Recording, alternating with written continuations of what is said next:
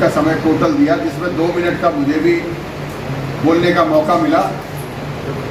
उसमें हम लोगों ने खटीमा में आई आपदा पे मांग करी कि जो पात्र व्यक्ति हैं, जिनका नुकसान हुआ है, जिनका घर का राशन खराब हुआ है, जिनके घरों में पानी भरा है, उनकी सहायता राशि, एक तो पहले जो पात्र हैं उन सबको सहायता राशि मिल जाए और उसे बढ़ाकर 50,000 रुपया किया जाए। किसानों की जो फसलों का नुकसान हुआ है उसका बाजार भाव के मूल्य के हिसाब से मुआवजा दिया जाए। खटीमा के जो व्यापारी जिनका लाखों का नुकसान हुआ है उनका आकलन कर नुकसान के हिसाब से मुआवजा दिया जाए। खटीमा गौशाला, हम शुरू से सारे खटीमा वासी हम सब आपके माध्यम से ये बात कह रहे थे कि जो गौशाला है वो लो लैंड पर है, वो नदी के अंदर है, वो गलत जगह पर स्वीकृत हुई है। हमने ये मांग करी कि जिस अधिकारी ने भी सरकारी धन का दुरुपयोग कराया और गौशाला को उस जगह पर स्वीकृत किया, उसके खिलाफ कार्रवाई हो और उससे जो सरकारी धन का दुरुपयोग हुआ उसकी जो है रिकवरी हो।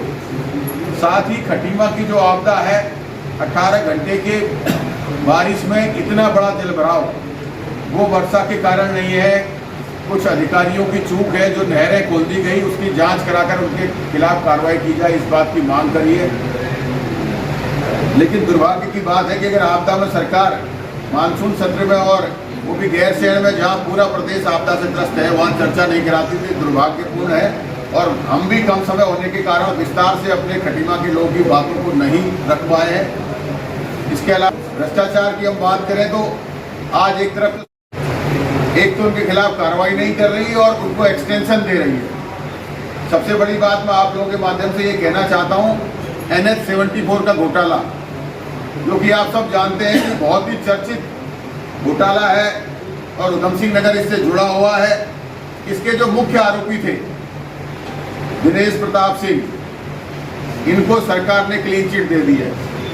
जो 2 साल जेल रहकर आए, जिनके खिलाफ ईडी और अन्य संस्थाओं में मुकदमे चल रहे हैं भ्रष्टाचार के, लेकिन उत्तराखंड की सरकार ने, अब आप समझ सकते हैं कि क्यों क्लीन चिट दी होगी। इनको क्लीन चिट दे दी। जो भ्रष्टाचार का बड़ा मामला था, हम इसको विधानसभा के सत्र में लाना चाहते थे।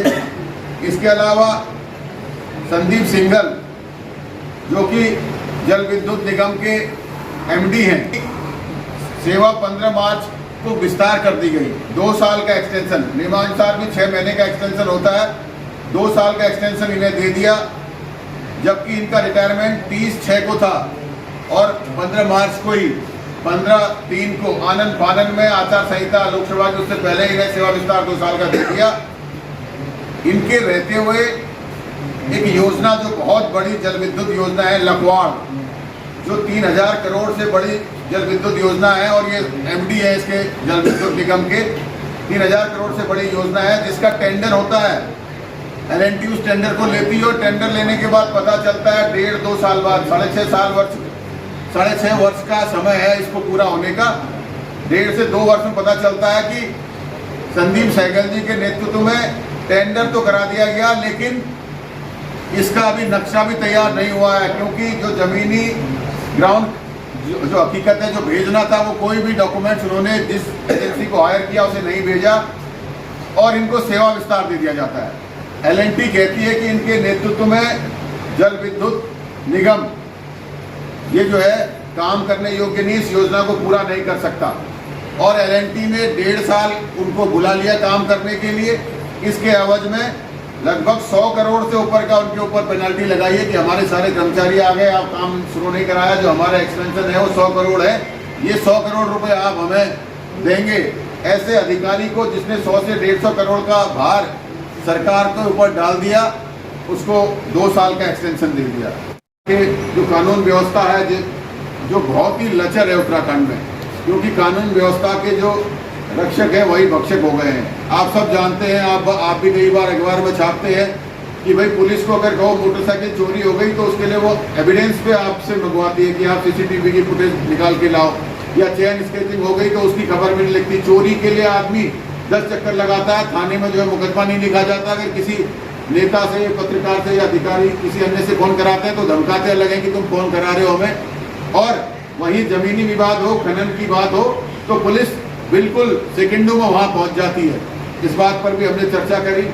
हम लोग भ्रष्टाचार में ये कहना चाहते थे, मैं एक बार टनकपुर गया था, टनकपुर के व्यापारियों के साथ में बैठा था, तो जो टनकपुर के व्यापारी खनन में अपनी गाड़ी चलाते हैं, टनकपुर से सितारगंज जो लाते हैं, उनका कहना है कि पहले तो एक विभाग हमसे जो है पैसे लेता था, महीना भरता था, आज एक गाड़ी 74,000 रुपये महीना दे रही है। फॉरेस्ट भी उनसे जो है कि पैसे ले रहा है, राजस्व भी उनसे पैसे ले रहा है, आरटीओ भी उनसे पैसे ले रहा है और पुलिस भी उनसे पैसे ले रही है। कई लोगों ने अपना जो है कि गाड़ियों को सिलेंडर कर दिया है। तो ऐसे बहुत सारे महत्वपूर्ण मुद्दे थे जो हम भ्रष्टाचार पर बोलना चाहते थे, सरकार को जगाना चाहते थे कि आपके नाकों के नीचे पूरे उत्तराखंड में भ्रष्टाचार फैल रहा है, लेकिन सरकार ने स्वीकार नहीं किया। तो मैं ये बात आप लोगों के माध्यम से जनता तक कहना चाहता